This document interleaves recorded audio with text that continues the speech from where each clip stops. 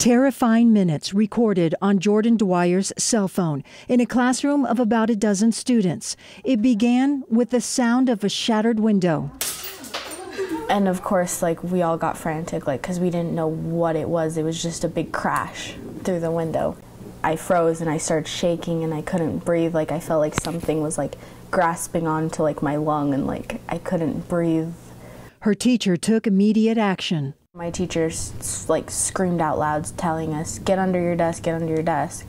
And she ran right over to start pushing the call button. An intercom for teachers to contact the office when they need help. She was frantically pushing the button and nobody was answering. Before Jordan pushed the record button on her cell phone, she called her parents. To tell them that I loved them, telling them, explaining what was going on, that we were underneath our desk and we weren't sure what was coming through the window, that it was just glass being broken.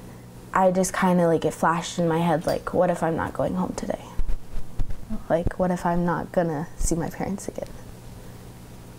Her father rushed to the school. The office, he says, had no idea what was going on. Her seeing that there was no system in place for something like that, she was like us. She was like, it needs to be fixed.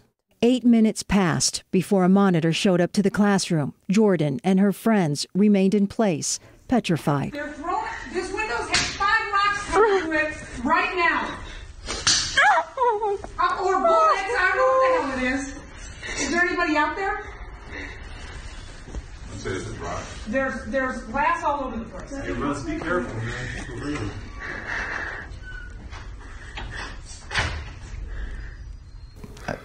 The fact that he wasn't even addressing or, talking to the kids, he was just kind of, oh, it's just this. Rocks, he said. The teacher, upset about the delay, explains it could have been a situation much more serious.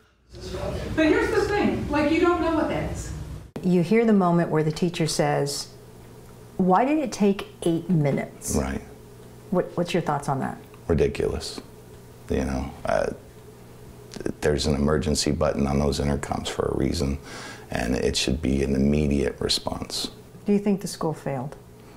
For sure. How? How exactly did they fail?